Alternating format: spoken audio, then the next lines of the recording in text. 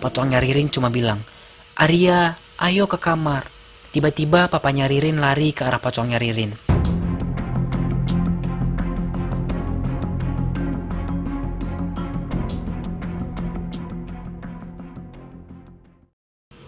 Papanya langsung gendong pocongnya Ririn ke kamar Ririn. Aku hanya bisa menangis dan badanku rasanya tidak bisa bergerak. Akhirnya papa Ririn turun. Dia duduk di samping aku. Dia bilang, "Arya, maaf, ini salah papa. Papa minta Arya bisa tahan. Ririn yang minta ditemenin sama Arya. Papa minta Arya hibur Ririn. Yang Arya lihat emang bener. Ririn akan terus jadi pocong sampai 99 hari lewat jam 12 malam." Aku dijelasin banyak banget sama papanya. Singkatnya seperti ini. Papanya Ririn punya tambang batu bara. Di tempat itu ada satu makhluk yang gak mau pergi. Makhluk itu selalu gangguin aktivitas karyawan batu bara. Tapi papanya Ririn salah jalan. Cara ngusir makhluk di tambang batu bara itu yang salah. Papanya Ririn datang ke orang yang salah.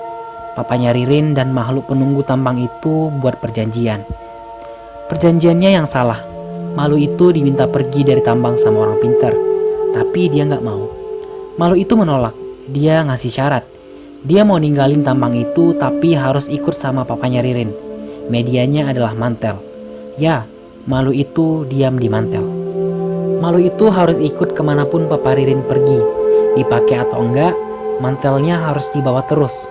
Makhluk itu juga bilang ke papanya Ririn, dia gak mau dibawa sama orang lain, apalagi dipakai. Kalau dipakai sama orang lain, orang itu pasti akan berubah menjadi pocong. Kenapa berubahnya menjadi pocong? Makhluk itu minta jaminan dari papa Ririn bahwa dia gak bakal pergi gangguin tambang itu. Artinya, yang pakai mantel nyawanya jadi jaminan. Seminggu gak bisa lepasin mantel, yang pakai mantel mati. Makhluk itu akan pergi dari tambang. Dia mau ninggalin tambang kalau yang mati itu dari pihak keluarga papanya Ririn. Saat di gunung, Ririn pakai mantel, lalu jadi pocong. Kalau seminggu gak ketangkep, Ririn pasti mati. Tapi kan Ririn selamat. Betul, tapi 99 hari dari itu Ririn masih ada di dua alam. Nyawanya Ririn tergadaikan. Papanya Ririn cerita ke aku, jauh sebelum Ririn jadi pocong, dia pernah nyari cara biar bisa lepas dari iblis itu. Sayangnya perjanjiannya gak bisa diubah. Satu-satunya cara membatalkan perjanjian ini hanya dengan kematian. Tapi sekali lagi, papanya Ririn salah menafsirkan soal kematian itu.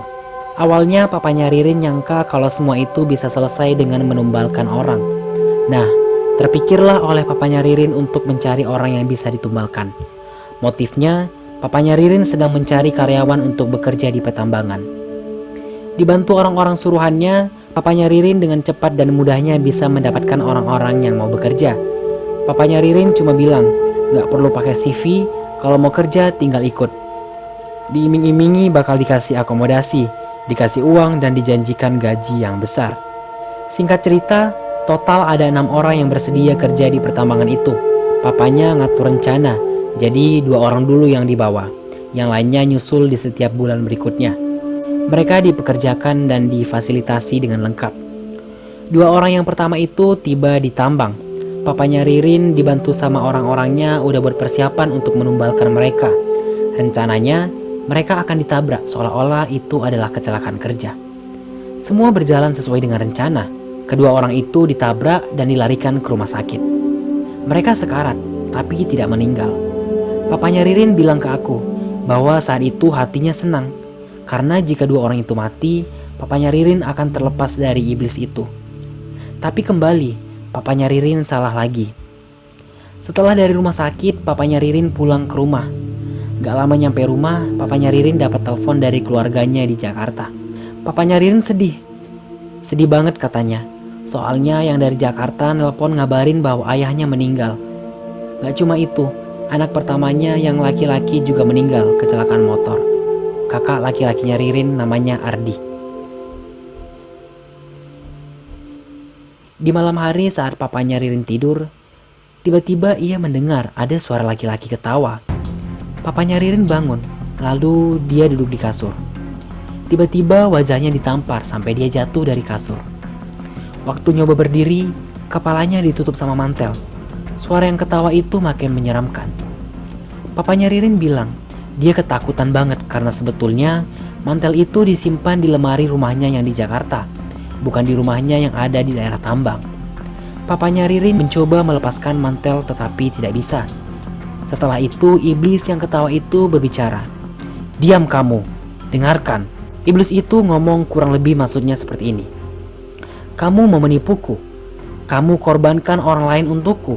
Semua itu karenamu. Ayah dan anakmu mati karenamu." Intinya kakeknya Ririn emang sudah tua dan lagi sakit keras. Kakak laki-lakinya Ririn suka balapan liar.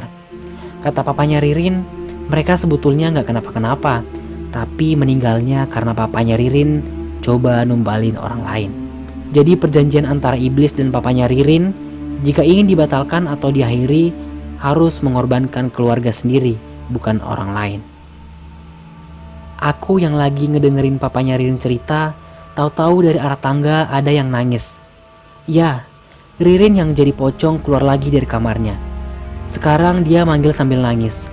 Lagi-lagi dia minta aku nemenin dia tidur. Bayangin aja, aku harus nemenin tidur orang yang masih hidup, yang raganya jadi pocong. Aku harus gimana? Papanya Ririn bilang ke aku, "Arya temenin Ririn ya. Kalau nggak ditemenin, takutnya Ririn gini-gini terus. Kasihan Ririn." Mau nggak mau aku nemenin Ririn yang jadi pocong itu di kamarnya. Jelas aku gemeteran. Sambil nangis Ririn bilang, "Arya sini, dekat Ririn. Ririn takut." Aku nggak tahan lihat mukanya Ririn. Hancur banget. Dia ngeliatin aku terus ngomong, "Arya duduk, Ririn takut, Ririn pengen ditemenin. Arya, Ririn takut, Ririn kepanasan, Ririn kesiksa." Ririn bilang ke aku, "Arya jangan takut ya, sebenarnya ini bukan Ririn. Ririn gak tahu di mana." Aku awalnya gak ngerti, lalu sedikit-sedikit aku mulai tahu maksudnya Ririn. Jadi setiap lewat tengah malam, jiwa sama raganya Ririn itu terpisah. Jiwanya ada di tempat gelap, sempit dan sepi. Sementara raganya ada di pertambangan. Raganya dibawa sama iblis itu ke pertambangan. Kenapa ke pertambangan? Soalnya iblis di pertambangan itu marah dan bawa Ririn ke sana sebagai jaminan. Marah karena apa? Iblis itu marah karena mantel tempat dia diem dibakar saat nolongin Ririn. Sehingga keluarganya Ririn harus mencari mantel yang khusus dan sama seperti mantel sebelumnya. Nyariinnya juga sangat sulit. Singkat cerita, setelah banyak usaha yang dilakukan, akhirnya mantel yang persis ditemukan. Lalu papanya Ririn langsung nyiapin proses pemindahan itu sekitar jam 11 malam. Beberapa orang pintar sudah berkumpul di rumah. Ada yang berjaga di gerbang, di teras, di samping dan di belakang rumah. Mereka ditemenin sekitar 20 atau 30 orang lainnya. Beberapa proses dilakukan karena ini langkah akhir, kata ketua orang pintarnya. Langkah akhir ini bisa sangat sukses juga gagal total. Sukses artinya Ririn kembali. Gagal berarti Ririn mati. Aku nggak tahu proses di bawah seperti apa dengan media mantel itu, karena aku di kamar Ririn saat itu. Beberapa saat kemudian, ketua datang ke kamar nyuruh aku pegangin kakinya Ririn. Kakaknya disuruh pegang kepalanya. Ya, kami disuruh megangin Ririn yang udah berubah jadi pocong. Kata ketua orang pintar tersebut, nanti Ririn pasti teriak, pasti gerak. Kalau Ririn nanti bilang kepanasan, kakaknya harus ngelepasin tali pocong di kepalanya Ririn. Lalu ketua turun ke bawah lagi. Dia hanya memberi arahan apa yang harus kami berdua lakukan pada si pocong Ririn ini. Gak lama, angin mulai kencang, sampai kaca kamar Ririn pun terbuka. Petir menyambar, lalu terdengar suara aneh. Dia tertawa. Aku rasa ini suara iblis itu. Pocong Ririn mulai ketawa sambil gerak-gerak. Tangannya aku rasa panas banget. Kain kafannya kotor dan berbau busuk. Setelah itu Ririn ngerasa kepanasan. Kakaknya Ririn langsung buka tali pocongnya Ririn. Singkat cerita, pocong itu mulai berubah jadi Ririn. Kain kafan sedikit demi sedikit hilang. Badannya Ririn kotor dan bau busuk. Dan mantel dilenyapkan. Ririn udah tenang lagi. Udah selesai. Ketua bilang Ririn udah kembali seutuhnya. Biar Ririn gak trauma, ketua akan menghilangkan sebagian ingatan Ririn. Ketua itu ngasih air ke Ririn. Setelah proses itu, Ririn tidur dan kata ketua udah aman.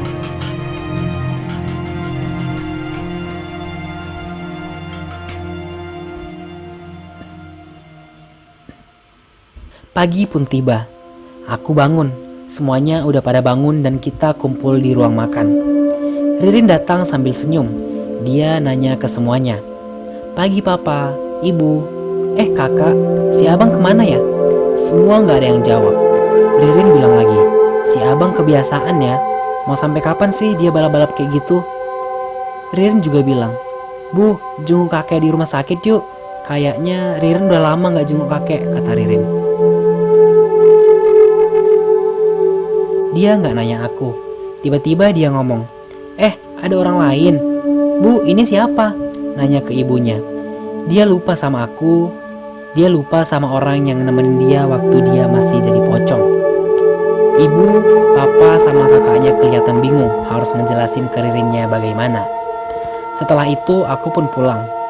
Itulah hari terakhir aku bisa melihat Ririn yang manis, yang ceria. Kabar terakhir yang aku dengar, Ririn ikut dengan kakaknya ke Australia. Beberapa hari sebelum ke Australia, kakaknya Ririn sempat telepon ke aku.